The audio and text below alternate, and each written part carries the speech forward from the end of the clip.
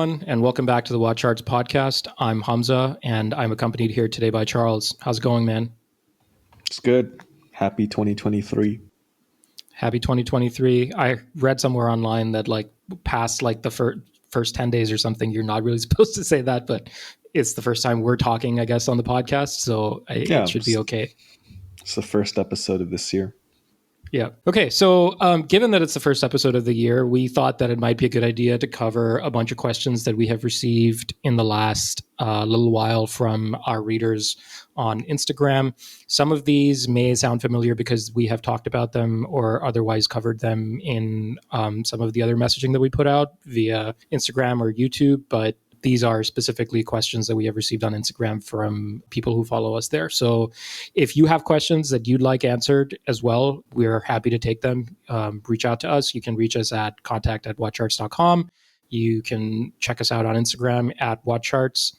And we would be happy to answer whatever questions you may have. So we'll kick it off with just a quick personal question, follow that up with some questions that are of a more practical nature, talk about the market a little bit, and then wrap up with some theoretical questions. So that's the general format that you can expect. And so kicking it off with the personal question, this question is from somebody, these Instagram usernames are just going to be an interesting challenge, I guess, for the next hour or so, or however long this episode is going to be. But this is from R7 Made. If you had a one watch collection, what would that watch be? Yeah, sure. So I'm sort of working under the assumption that this is a one watch collection, price being sort of no question. So unlimited budget, one grail watch for your whole life. What would it be? And so for me, I would pick the Patek Nautilus 5740G. This is a white gold Nautilus with a perpetual calendar complication. For those who listen to the podcast regularly, you'll know that I'm a big fan of complicated watches, especially practical complicated watches. And I had talked, about wanting the 5726 annual calendar Nautilus in stainless steel, but I think this is really the end all be all piece of that sort of line, right? So you still have the Nautilus, super practical, super wearable, comfortable, case and bracelet, the everyday, practicality of the water resistance. And then you have, white gold, which, I could take it or leave it, but really a very nice light blue dial. It's a slightly different shade of blue than the blue 5711. And then you have the perpetual calendar and the moon phase. And obviously, top tier finishing by Patek. So I think it's just really the watch that checks all the boxes. That would be my one watch collection. It's interesting how I think the way that even I approached this question was, what is the logical endpoint if price was no consideration for what you care about in watches? And so right. The one that I would get would be a Roger Smith series, whatever the newest one is. And so right now that's a series 5, but I think he's going to keep sort of iterating and continuing to improve his designs. But yeah, of the ones that he makes today, probably a Roger Smith series 5. And it's because it is the best realization of the coaxial escapement in a practical watch that you can actually wear. And, Roger Smith says, 10-year service intervals, and they're solidly built. And, if you're into that sort of watchmaking, I don't know that there's anybody really that can make watches that look better or are more beautiful, really. And it's just a complete package. So for me, because what primarily interests me about watches is the fact that they are mechanical objects that help us keep time, and that one of the great stories of the last 100 years in watchmaking has been the ability to tell time in new and interesting ways, that's probably the one that I would pick. So very interesting, sort of the two very different takes, not necessarily interesting. I guess that's a matter of perspective, but those are sort of our quick personal takes on a one watch collection. All right, let's move on to some more practical questions. And this first one is from chrono __, I think 3 underscores 1. And the question is, what are some sleeper hits? So Charles, you want to go first? Yeah, this is sort of in similar vein to the last question, but I guess, sleeper again is very subjective. But personally, I chose a Rolex, and you might ask, well, how can a Rolex be a sleeper? But I think a lot of people actually haven't heard of this one, and there's very, very few examples for sale on the market actually relative to all the other Rolex references out there. But this is the Rolex Cellini Prince line, and there's four watches in this line. It was produced, I believe, between 2005 and 2014. And what's unique about it is, I mean, obviously it's a dress watch, it's a Cellini, and they made four variants in different case materials, but they all have, they're all precious metal. They all have a rectangular case, and very interestingly, most notably from Rolex, they all have an exhibition back, and I believe this is the only Rolex sort of serial production collection that used a display case back. The four variants, two of them are in white gold, I believe. One of them is in yellow gold. One of them is in rose gold. They have different textures, different patterns on the dial. And then the case back, the movement, which is visible through the case back, also has that same pattern reflected in its finishing as well. These watches are incredibly undervalued, I think, for a precious metal Rolex. I've seen examples, particularly a 5441, listed within the past year at like under $9,000. So I think this is definitely a sleeper. And after thinking about this question, like more personally, I would consider this actually quite strongly for maybe my personal collection, getting one of these. What about you? 2023 resolutions.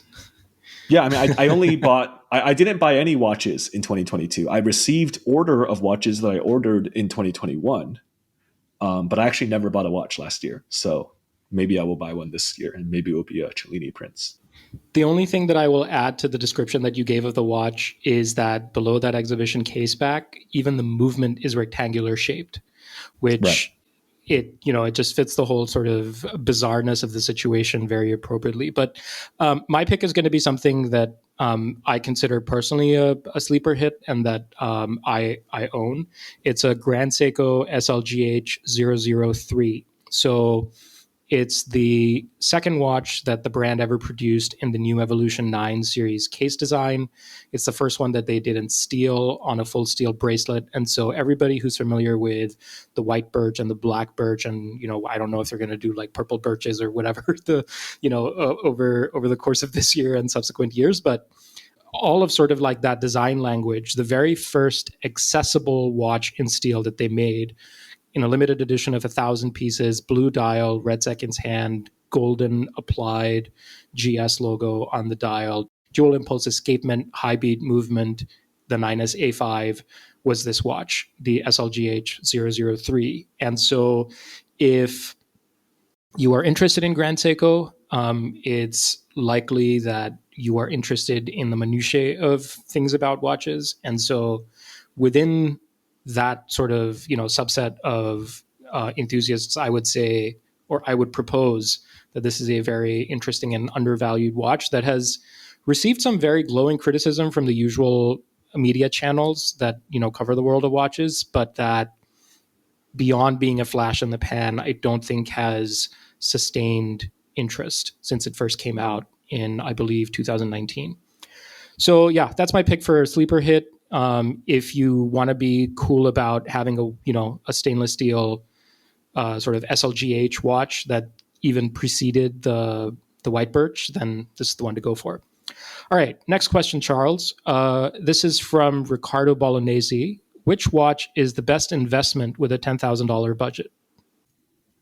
Yeah, so I mean, this is a question that we don't really talk about too much. I mean, we're not in the business of giving investment advice.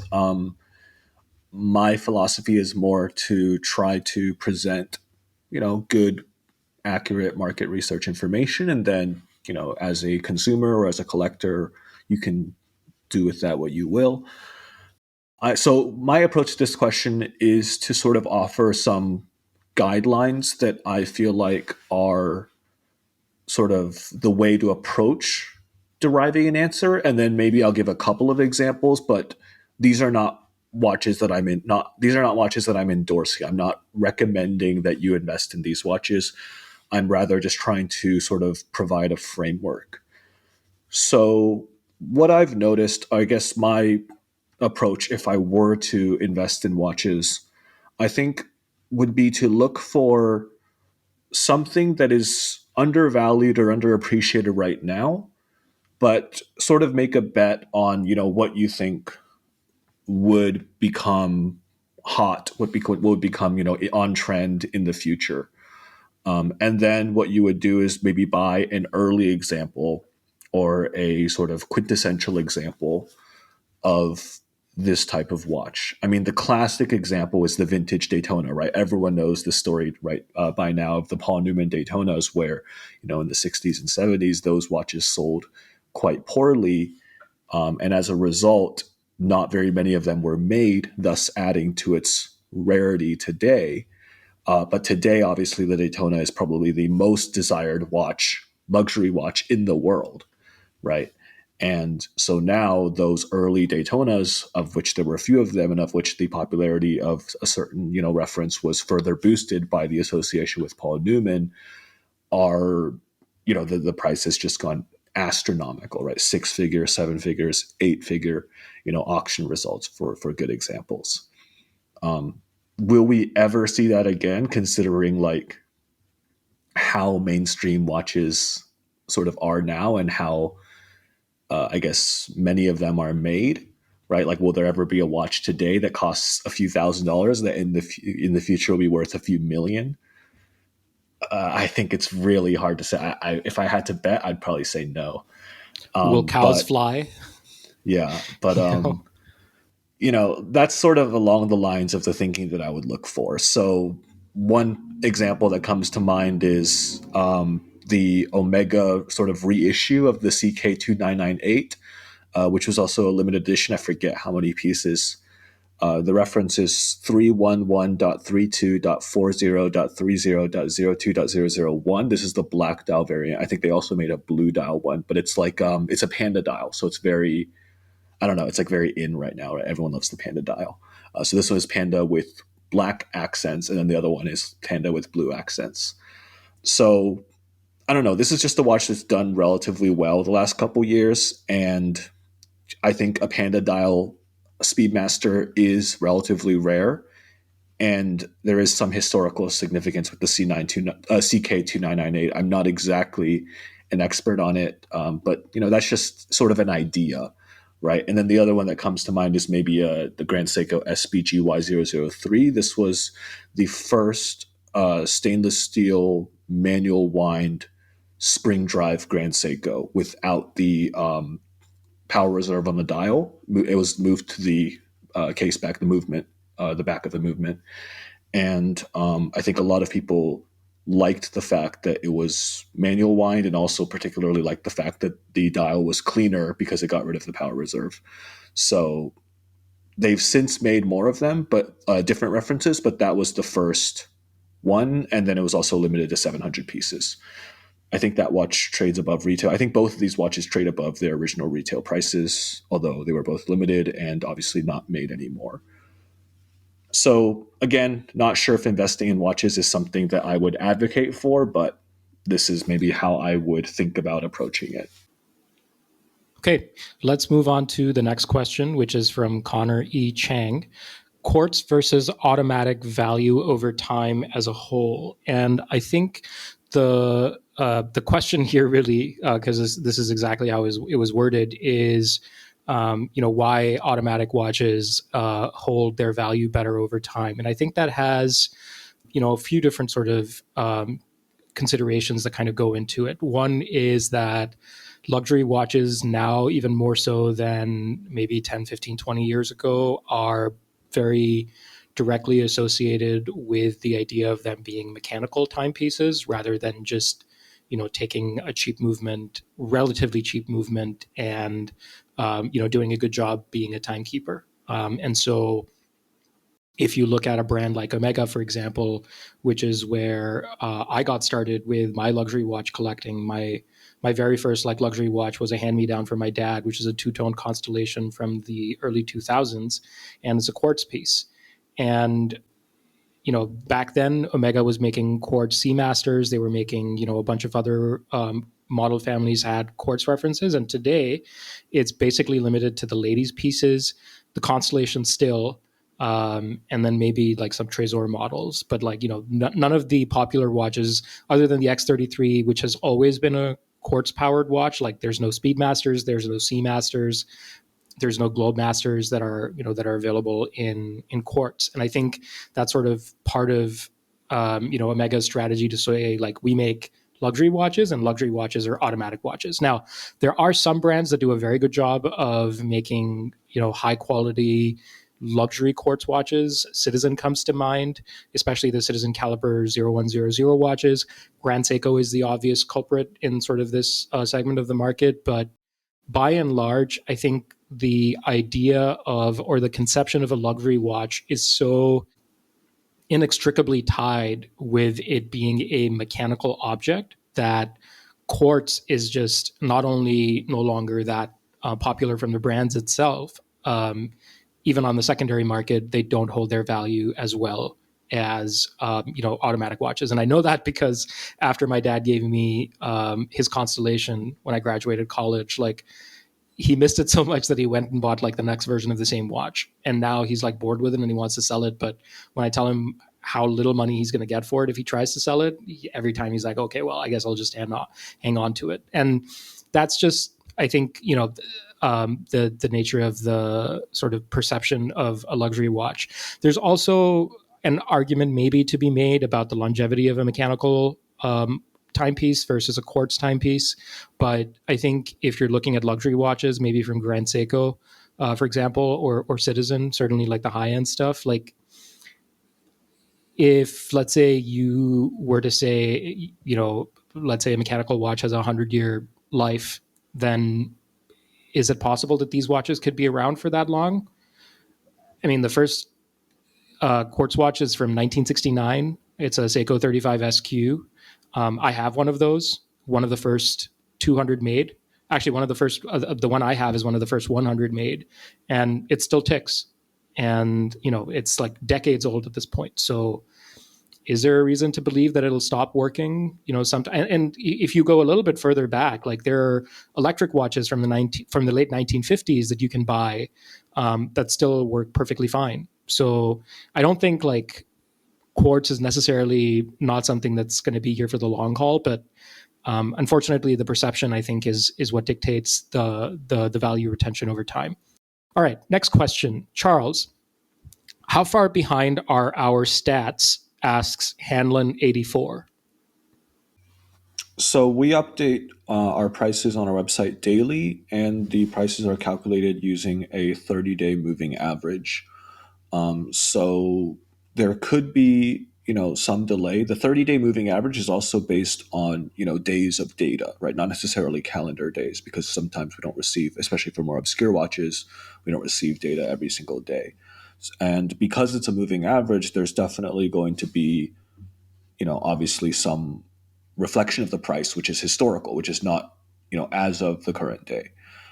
So overall, it just kind of depends. Obviously, the markets for less popular watches, they may be more behind, but also it's generally rare that less popular watches would have significant amounts of market movement. Generally, the prices, especially at lower price points, tend to remain pretty stable. So, I mean, I don't know if that's the best answer, but I would say like it's reasonably up to date for popular watches. Again, this is just a guideline. You have to look at the market average, the volatility, and then of course, the individual listings, that you can find on the market. That's obviously going to give you the most direct answer. The only thing I would add to Charles's answer is that we do publish quite a bit of information on our website about how we calculate our prices. So definitely go check out WatchCharts.com, and that'll probably give you a much more comprehensive explanation. The next question comes from Thomas Hemmels. I'm hoping I pronounced that correctly. Can you add the average time on the waiting lists at ADs, or are those total BS in general?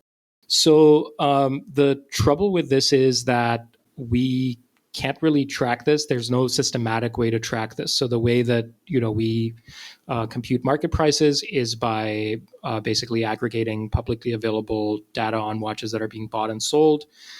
With something like this, there's too much variation depending on your prior purchase history, how much supply your particular AD is getting, the specific watches that you're after, and how many other people want the same watch. And, at best, what we can collect is anecdotal evidence. So unfortunately, we can't really say, whether there even is such a thing as an average time for the waiting list.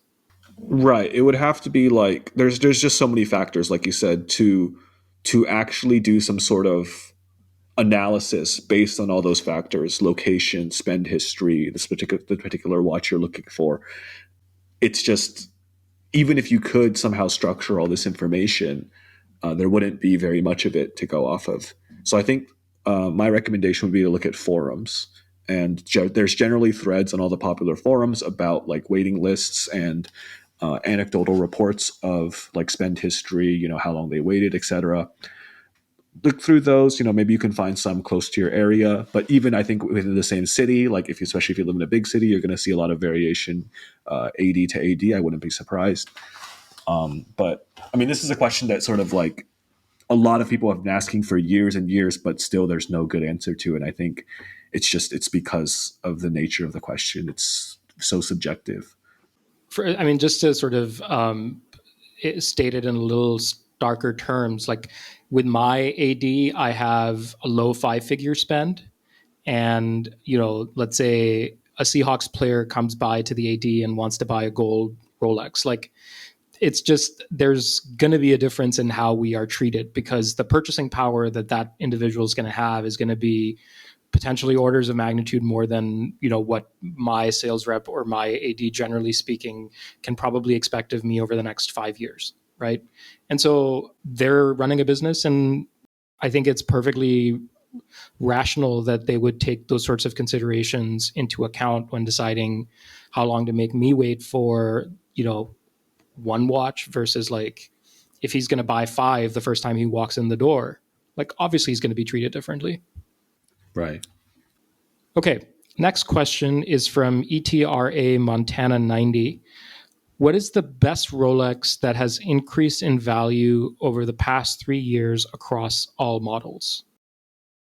Yeah, so this is actually a question we can answer very systematically, because we can look at all the Rolex watches in our catalog, and we could just sort them by 3-year performance in our internal tool.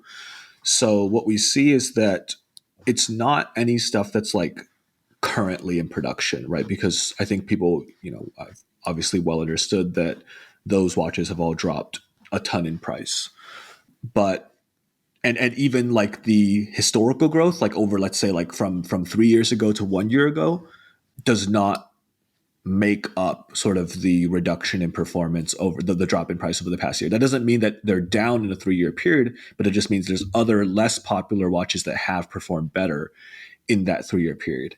And so based on the set of watches that we ran this filter for, it looks like, the Daytona is still overall performing very well, but it's not like the current in production Daytona. So the first one is like the 5-digit 16518.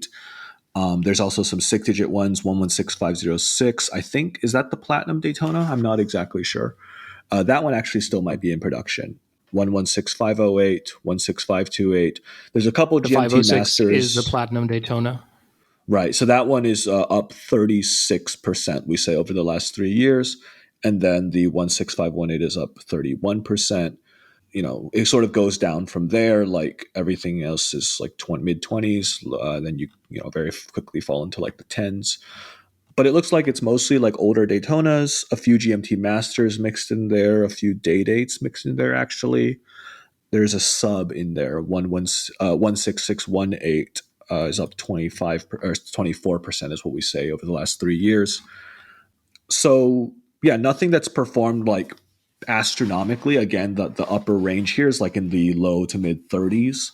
So nothing that's like doubled in value over the last 3 years. But again, that's just because the overall market has seen a significant downturn. So I think that concludes the section on just sort of like high level practical questions. We'll move on to dig into questions about the market a little bit next. The first question we're going to answer is by SHWANIE08. When can we expect the watch market to rebound? So I don't have a crystal ball, but if I were to guess, well, also rebound is difficult because I think the market's still dropping. So the first question is, when can we expect the market to stabilize? And if it stabilizes, will it rebound? Right. For that question, I really don't know.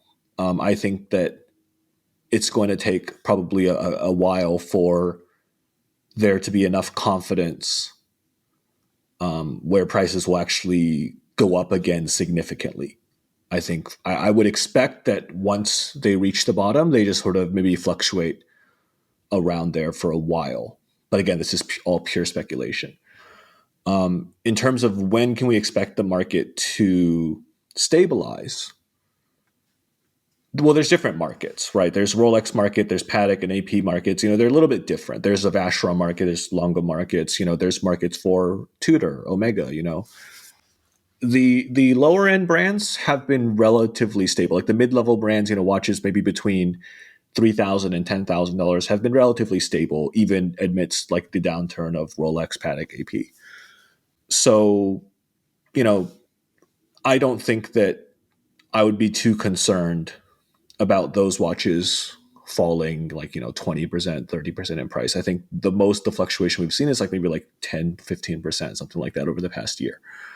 But of course, probably what everyone's referring to is, when can we expect the Rolex market to stabilize or rebound? When can we expect the Patek market?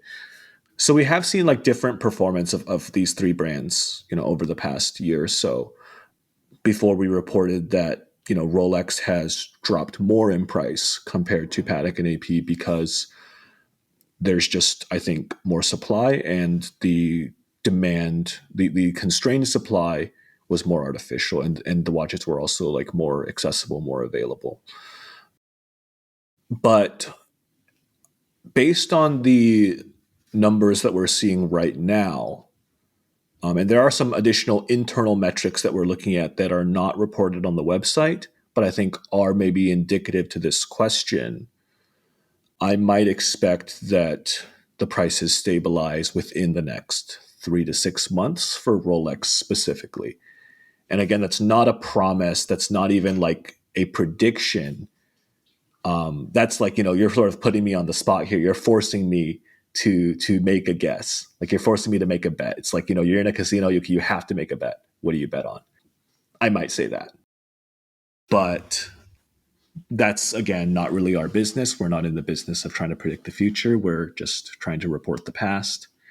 And it's obviously an incredibly difficult question to answer. Also, I think Hamza mentioned, if the macroeconomic conditions were to change, if something were to happen with the war in Ukraine, or with sort of the monetary policy of the United States, or of the EU, or even of Asia, right? China obviously has still had a lot of issues with COVID that have affected the luxury market, even into last year and this year. Then that could all go out the window. So don't read too much into what any one person says about this. Do your own research. Think for yourself. The next question is from Jorgito Ramos. Do you see Panerai in the future going up in price? And then sort of a follow-up question to that from b_fred.do. Will Panerai survive in this trend for smaller cases? So I think for Panerai prices to go up in the future, I'm going to assume this is specific to the secondary market. What we might see is a repeat of the trend that we have seen in other comparable brands, where maybe there's a handful of references that are exclusive that hit some sort of, that strike gold in some way about the specific configuration of the product and the story that the brand crafts around it and how they launch it, how good a job they do of telling that story that generates hype around that watch. And then, there's some way to sustain that hype because either a supply is constrained in some way. The example that comes to mind straight away is the Silver Snoopy with the blue dial, the new one from I think at this point it's a couple years old. It retails for around 9. It trades on the secondary market above 20,000. But if you look at a standard run of the mill Hesselite solid case back Speedmaster and steel, like that trades at a discount from its retail price. So it's likely that if nothing drastic changes about the way that Panerai approaches its product development, that it will stay kind of in the middle of the pack along with its comparable brands. But that's not to say that some small handful of references are not going to skyrocket somehow. And then the follow-up question, which is around smaller cases, I think Panerai is going to do what every brand has to do to survive, which is follow to some degree the trends that are prevalent in the market. And so if the trend towards smaller case sizes is here to stay, and it persists to a degree that people who would otherwise have bought Panerais at 43, 44, 45, and maybe even beyond that millimeters in diameter, are no longer thinking about buying those watches, then I think Panerai is in trouble. But in some sense, the demand for those watches is inelastic, because if that's the kind of watch you want, then Panerai really is the only brand that you can buy those sorts of watches from. But at the same time, it's not like Panerai is not making smaller watches. Like, they've been making 38 millimeter Luminors for ages, and those are sort of covered in the watch media. And Hodinkee, for example, gave a shout out to a 38 millimeter Moonphase Panerai as one of the sleeper hits from last year. And I've seen pictures of the watch. I think it looks great. And so Panerai is definitely trying to adapt to the market. Nothing really in the trend for smaller cases suggests that the market for those bigger pieces is ever really going to go away. Well, I think so. I might be mistaken here, but I believe, at least when I looked in the past, that Panerai advertises all its like 40 millimeter and below watches as ladies' pieces, which might be hurting the sales. And then I think the other thing is on the performance, like, neither of us are Panerai enthusiasts, but I do believe there are some like rare limited Panerais, maybe not like currently in production or like recently, but from maybe 10 years ago or something like that, which actually do have. They're very expensive watches. I don't know if they trade above retail or not, but like I think there's like a Bronzo or something like that, which I mean, obviously, like the Panerai, the group of enthusiasts that are into Panerai, the Paneristi, they're very hardcore. They could probably tell you on those forums, more. But I do think those watches, at least historically, have existed. Like you're talking about, like tons of these one-offs that do really well, right? But that's generally the trend that we see from these sort of like mid-level brands, where most of the stuff is discounted, but there may be a few models that do trade above retail. And I think that Panerai probably falls into that category as well. The thing with Panerai, right, is like Panerai actually was an incredibly, my understanding is, was an incredibly successful brand in like the late 90s, early mid 2000s because of the association with Sylvester Stallone, right? And its presence in the movies, in film. And my understanding is they sort of like squandered that opportunity a little bit by diluting the value of the brand by making too many watches, too many limited editions, whatever. And it was, I think, very much a product of its time, right? These oversized, gigantic watches, these like sort of this macho man like personality, or this image that they was portraying, that was much more popular, in that time when everything was about flash and bling and, bigger is better and everything, compared to today. And so it was kind of like a bubble in that sense, where it was a product of its time, and it's, dubious to say whether or not it will ever go back to that. But certainly I think there remains like this hardcore group that is passionate about Panerai, and there might exist a few watches that actually hold their value or even do quite well. The next question is from Analog Stills. With great prices going below retail, will it now be easier to get one at retail? So that's exactly as it was written. But basically, I guess, like, since on the secondary market, prices are dropping below retail for some watches, will those watches now be easier to buy at retail? I mean, generally the answer is yes, of course, right? There's definitely a correlation between just demand in general and the time of the waiting list, right? And that demand is manifested in both the primary and secondary markets. But I think that maybe like some people expect it to be incredibly reactionary. Like I think some people maybe expect like the moment a watch is available on the secondary market for below its retail price, there should be like no wait list at any AD or something like that. And I don't think that that's how it works. Even in 2019, I mean, I think I might have told this story before because I remember it very vividly. In 2019, when I bought my Rolex Yachtmaster from an authorized dealer, that watch traded for about 20-25% below its retail price, and I still had to wait 3 months. And I bought another watch. I bought a Tudor Black Bay 58 from the same AD in the meantime, and maybe that helped push me up the list or whatever. But I could not get that watch immediately at retail, even though I could have paid 20% less on the secondary market. So there's definitely a correlation, but it's just, I think, don't expect there to be this like instant, sort of day and night difference in a watch is above retail. It's impossible to get a watch. The moment the watch drops below retail, it should be immediately accessible. That's not exactly how it works, I think. All right. The next question is from 4UR8FMV9. I really don't know how people come up with these sorts of usernames. Can we show sub indexes like Patek Sport versus Patek Complicated? Yeah, so we don't talk about these too much, like on the Instagram.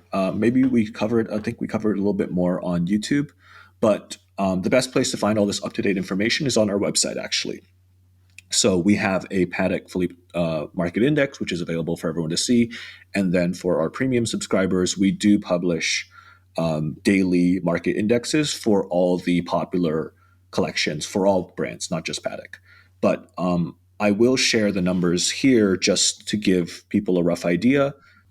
So for the Nautilus, that collection has dropped 14% in the past 6 months. It's basically exactly flat over the last year. So it shot up between January and like March 2022, and then now it's just made its way steadily back down. The Aquanaut has seen a similar trajectory, although overall it's actually down 7% in the past year. The Grand Complications is actually still up. It's up 5% over the last 6 months, 12% over the past year. But the volume, the total sales value is a drop in the bucket. It's much much smaller than like the Nautilus or the even the Aquanaut.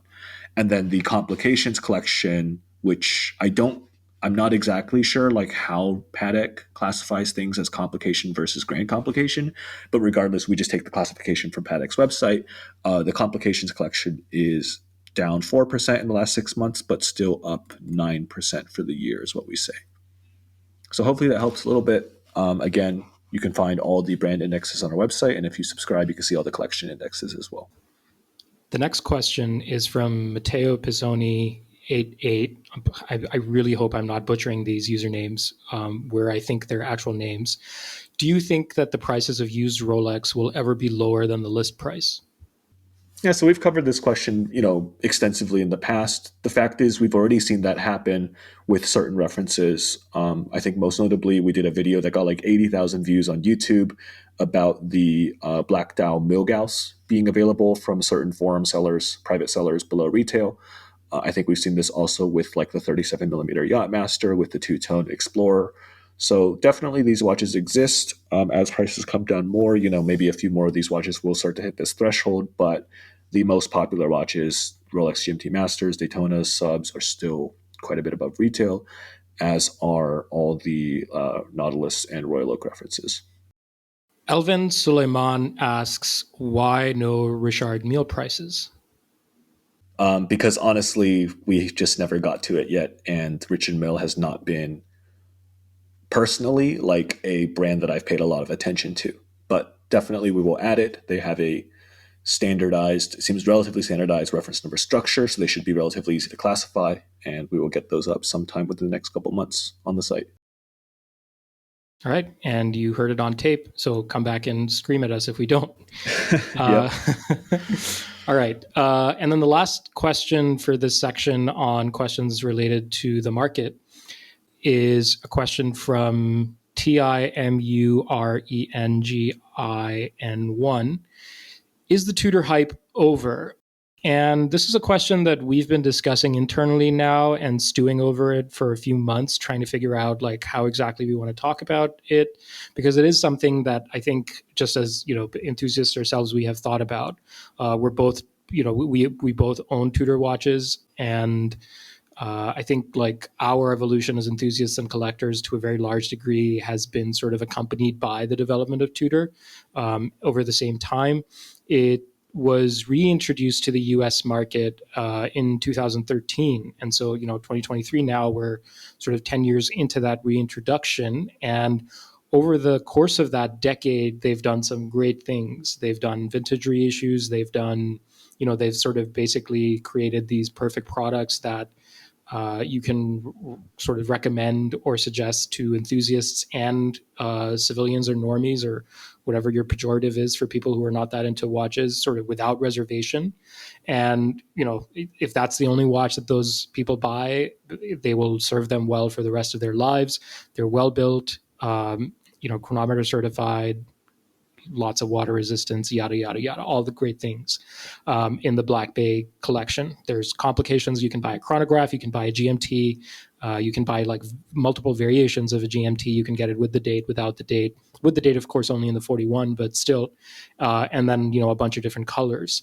The question, I think, is, has Tudor, in doing all of this, sort of run through all of the things that they could do with the products that they have? Are they now at a point where if they continue to pursue variations on the same products, that they will saturate the market or give people the impression that, they're N trick ponies, where N is however many new sort of, tricks they've come up with in the last 10 years. And then, of course, sure, okay, like they've had a great run over the last decade, but what comes next, right? Like they've done the 39 millimeter Pelagos, and that's like a perfect dive watch of sorts for the people who care about that sort of thing. And it's like, okay, well, like what's next, right? They've done chronographs, they've done complications, they've done dive watches, they've done explorer watches. There's even the Ranger now. So is the only thing that comes next like a Ranger in a different color, or, a Black Bay in, yet a different metal? Like they've already gone through steel, bronze, silver, which nobody expected, I guess, and gold, right? And now for titanium, you have the Pelagos. What's left? It's unclear.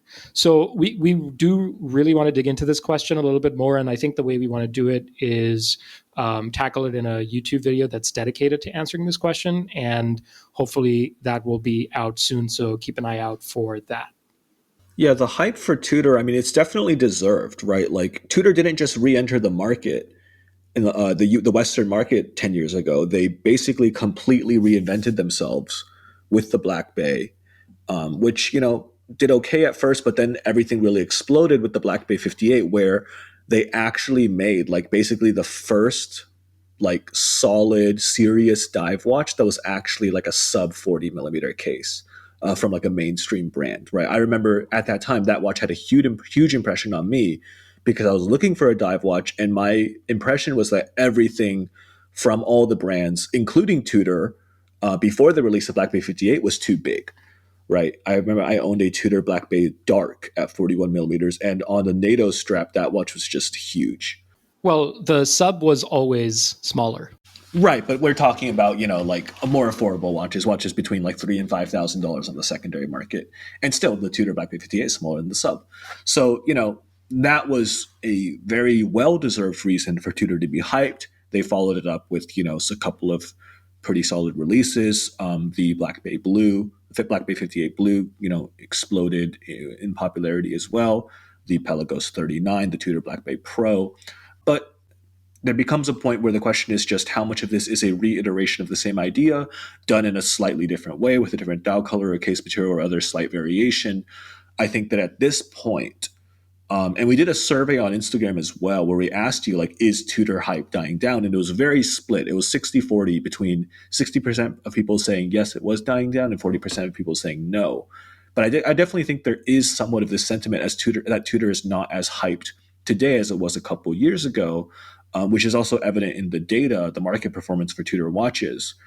So I think for Tudor to continue the amazing trajectory that we've seen over the last 10 years, they need to bring something new to the table. And it's not really obvious what that is for sure. I don't have a good answer to that off the top of my head. But I think like that's what it takes. Otherwise, I mean, people will obviously acknowledge Tudor's revival, but they're just going to say, okay, yeah, this is just another, variation of the same thing that we've seen before now for, 5 years since the Tudor Black Bay 58 came out. Right. Okay, that concludes the section of questions on the market. And for our last section, we're going to cover some questions that are more theoretical in nature. So, Charles, Famous Davy asks, will Rolex and other brands find a way to keep demand high, or is it out of their control? Yeah, and this is a very interesting theoretical question. We're actually working with a PhD student in economics from Columbia University on a potential study or paper researching this type of exactly this type of question, which I basically coin as long-term brand equity maximization, right? Because brands sort of have to tread this line between keeping their products exclusive and keeping the demand high to like making too few of products, thus resulting in not making enough money and also potentially alienating customers in terms of just how difficult it is to get the products. The question becomes further complicated when you look at the strategy from a conglomerate standpoint, because there's a question of, is it in, for example, Rolex's best interest to try to maximize demand and even to some degree scarcity for Tudor, or do they want to sell as many Tudor watches as they can, make Tudor a very accessible product, and instead hope that all these people who have Tudors will eventually upgrade to Rolexes? So yeah, the strategy is a little bit different for every brand depending on where they're positioned. And obviously, brands that are part of conglomerates, brands that are not independent, I think have a little bit more difficult time with this. Like we've seen, going back to like the Panerai question or talk about the Silver Snoopy, like most of these brands only have a couple of references that are really iconic, and even fewer that like actually trade above retail, if any. But I mean, this is basically like there's not a obvious answer to this. It's not a clear cut. Okay, this is the list of things that you do. It's a very in depth research question, I think, both from our interest academically and then also, of course, from the practical standpoint of brands trying to answer this question every day and trying to create not just hype, which is short term, but like long term recognition and desirability for their products. The only thing I would add to that is sort of a more general observation that interest in watches is something that definitely has grown over the last, let's say, couple of decades. Like Hodinkee is going to be celebrating its 15th anniversary this year. And, they've, I mentioned them because they're sort of like, one of the biggest players, certainly in the media space. And then also through their acquisition of Crown and Caliber on the secondary market side. But there was a time when they did not exist and others like them did not exist. And then today the industry is large enough and growing fast enough that even a business like ours is a viable enterprise. And Hodinkee, of course, has gone from strength to strength. So, and that's sort of a direct reflection of the fact that that interest has been created where it did not exist before, and has been sustained and is continuing to be sustained by all of the participants in the market. There's really no reason to believe that, or I can't think of any reason off the top of my head to think that that would not continue into the future. And if it's going to continue, that it would not continue to grow in some way. And so as long as those things kind of remain true, demand is going to continue to be created. And as long as that demand is being created, there will need to be brands that are producing watches at, whatever appropriate price points to meet that demand. The question, of course, like Charles mentioned, in the long term is whether the particular strategies that a brand or a conglomerate follows help maximize, brand equity. And of course, some people will do a good job of that, others will not, and that will dictate who wins and who loses, over the next 10, 15, 20 years. Yeah, but the other point is that, like, sure, the market is growing, but you also have to keep in mind that the market is consolidating. The market growing doesn't mean there's more room for more players. The number of watches, the number of Swiss watches being produced, at least over the past 20 years, has decreased significantly. The average price point has increased significantly. We know from our research on the secondary market that the secondary market is extremely top heavy. Rolex, Patek, AP, like we reported, the last number that we reported was 70% market share. Others are maybe reporting something slightly lower, but regardless, it's definitely over 50%.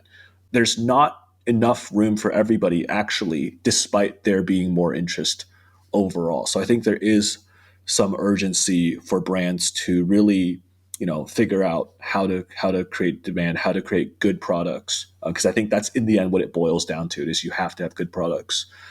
And it is slowly more of like a consolidating, not necessarily winner takes all game, but like, top five takes, at least right now, probably something like 70, 80% of the market share of the secondary market. And I think that that is only going to continue to consolidate as well in the primary market. Okay, we'll leave that there and move on to the next question. This one is from Muzammil Tayyib. How to know about the market trend and get good prices for personal collection, quote unquote. You pronounce that name very well. Is that a like Middle Eastern name or something? Well, I'm from Pakistan, and I had kids in my class who were named both of those names. So yeah, depending on like it's the names are from somewhere in countries that have large Muslim populations. Right. Okay. So yeah. But yeah, back to the question. How to know about the market trend and get good prices. So know about the market trend. I really think it's just, go to our website. I mean, I really think we have. I'm obviously like shilling here, but like I do believe that we have the best product in terms of the accuracy of the prices that we report, in terms of like how feasible it is for you to actually get the watch at the price that we're reporting, and then how do you get good prices for individual pieces for your personal collection. I think it's just the number one thing is be patient. Right, follow the forums, follow Facebook groups, private sales communities. These places generally have the best prices. If the watch is rare, create an alert for it. If the watch is expensive, create an alert for it. Our alert system on our site allows you to set a threshold for the price, and just be patient. And private sellers are generally not trying to like maximize every single dollar that they can get for the watch. They're just trying to sell the watch to another collector for a reasonable price and have it be a seamless transaction. Right, so be patient for the right one to come up. Have the alert ready so that you can be the first one to grab it. And yeah, I think that's about it. I'll share a couple of personal anecdotes on this front where I set up alerts both on forums and then Chrono24 for 2 or 3 different watches that I wanted to buy, and I ended up being able to find 2 of them, but not the last one that I wanted. And in the case of the one that I wanted that I wasn't able to get, I had been waiting probably 3 years, and I'm still waiting to see another example of that particular watch come up for sale. And then the reason it's like difficult to find is because it's an electric watch from the late 1950s. So not only were there not a lot of them produced, they don't come up for sale that often, and I'm trying to find basically a super early example. But then other watches that maybe didn't need that I didn't have to wait for as long to find, but that I was able to find, one on Chrono 24, one on Reddit. It just took patience, and I think like shout out to Joe Kirk at Grand Seiko for giving me some excellent advice on this and saying just like be patient, and what you want, if it is something that is difficult to find, will come your way sooner or later. And I think in the moment when I was first contemplating buying these watches, it seemed like impossible to even consider that they would ever become available. And you just have to stick it out if you believe in the value of whatever it is you are after, and you're not after some actual legit, one of one sort of unicorn, then somebody or the other at some point will want to, sell the watch if they have it. Now, on the flip side, there's a swatch, a quartz reference in steel, I guess, that I used to have in high school that I lost, and that since I got back into watches a few years ago, I've been trying to find, and I have alerts set up for that one as well. That one I've probably now been looking for like 4 or 5 years. I've never seen one. So, you know, Yeah, but also like how many people sell swatches? I don't imagine like outside of the no. super desirable swatches, people really don't really collect them or list them up for sale because it's probably just like a $20 watch or something. That's really like more of a sentimental piece.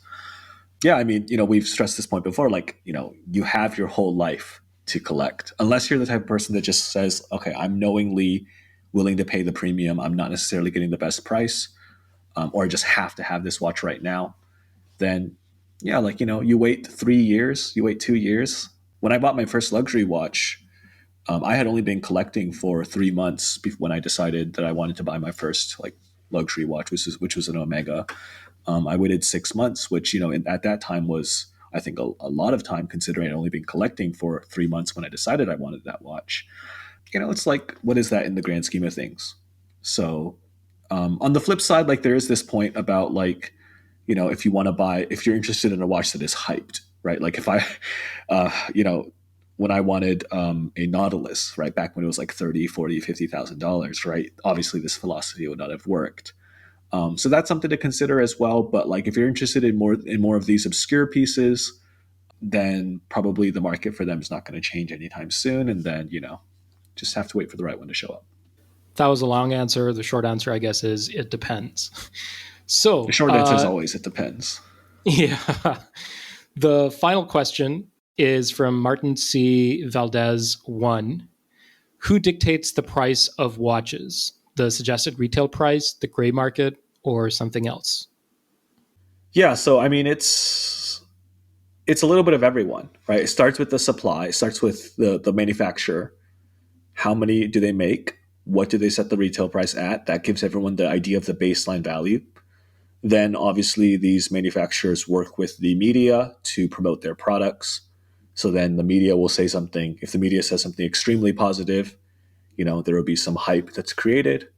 If the watch is limited, there will be some hype that's created.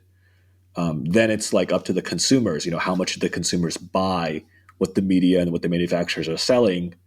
If the consumers believe it is truly an amazing product, then that'll generate even more hype. And then I think it's sort of sets the stage at the start, and then it's sort of about like what is the longevity? What is the yeah like I guess like what is the longevity of this piece? Does it have long term appeal, or is it just sort of a product of its time? Is it sort of a fad? If it has that long term appeal, then maybe the price on the secondary market will remain strong for a couple years, or maybe even longer. Like with the Black Bay 58, that watch traded basically at retail, and still, like I think, still does within like 10 or 15% of retail. But for a long time, the Black Dial and the Blue Dial both traded at basically the same price on the secondary market as the primary market, and that was really, basically I think unprecedented.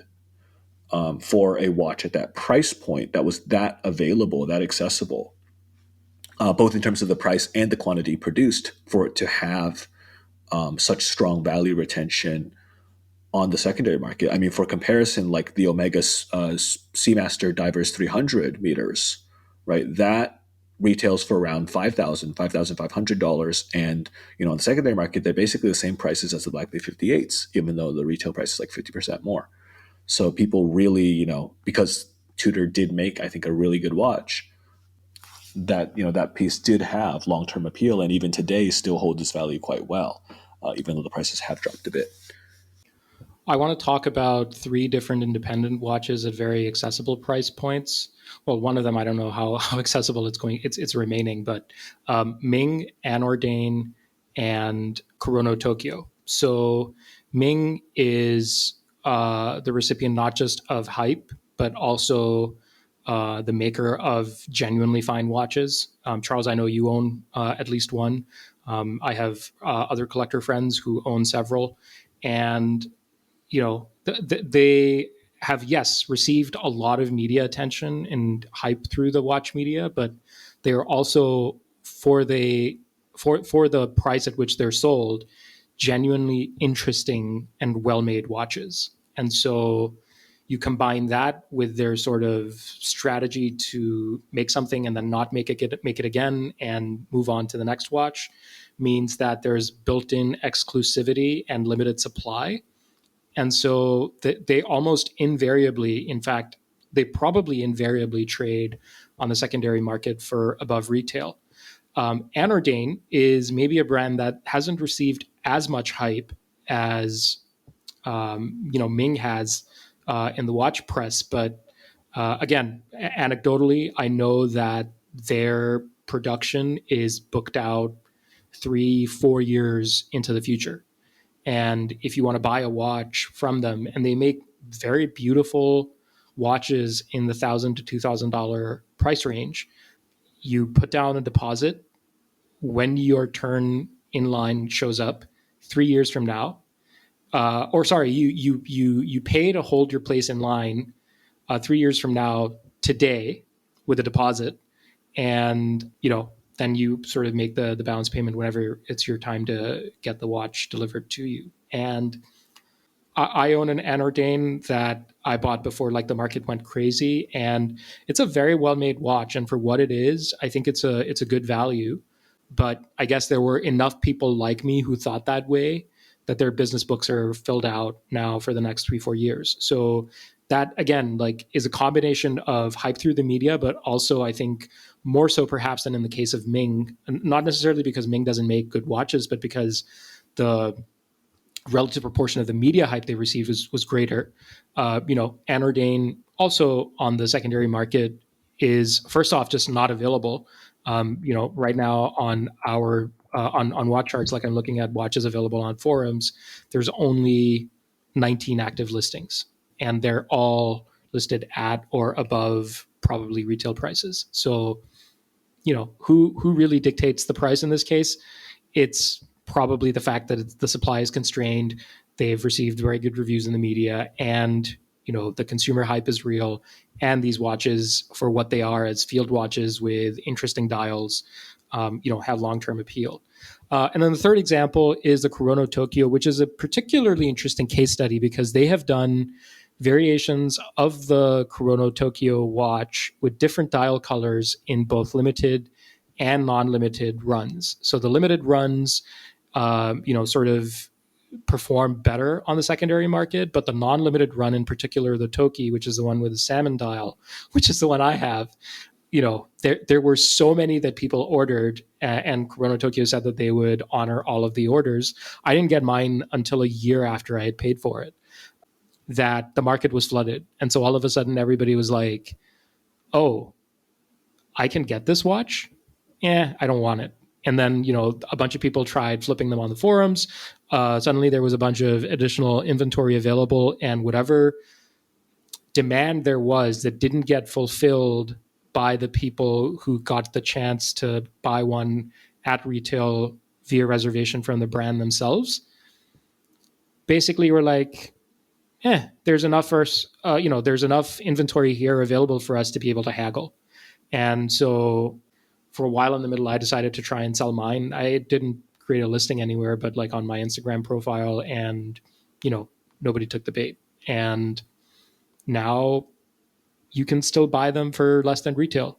But the other ones that came out that like have the green dial or the blue dial, the Seji is the blue dial. I don't know what the green one is called off the top of my head. Like those still trade at respectable values relative to their retail price.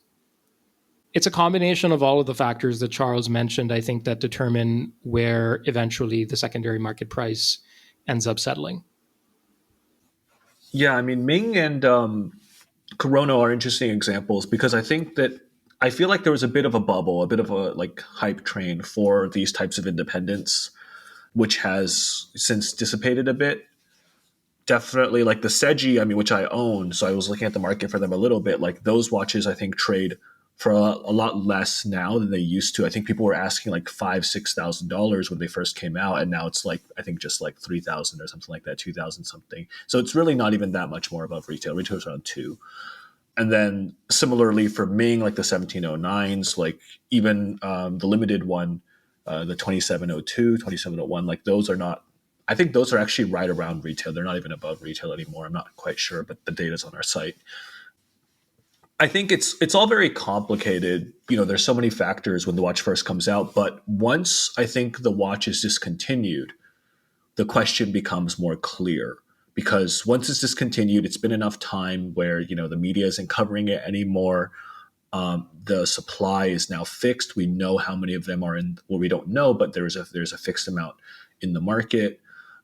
And then it's really, I think, just up to the collectors to see, like, what do they think of this watch long term?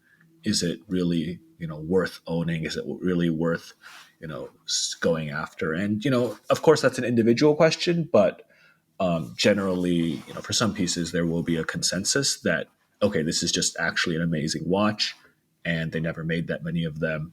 So now the price is going to go up. That was the last question. So I think this was quite an enjoyable discussion, certainly for me.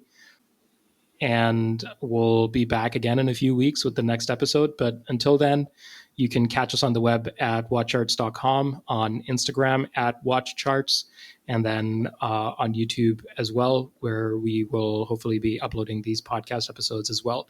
So you can listen to us on your usual podcatchers, or if you prefer YouTube, these episodes will be there too. Thanks very much for listening. Oh, and sorry, I was going to add one thing.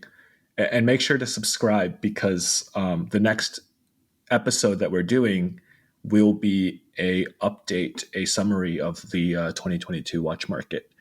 And you don't want to miss that one. Yeah, the next podcast episode. Cool. Yeah, thanks for that. Thanks for that call out. All right.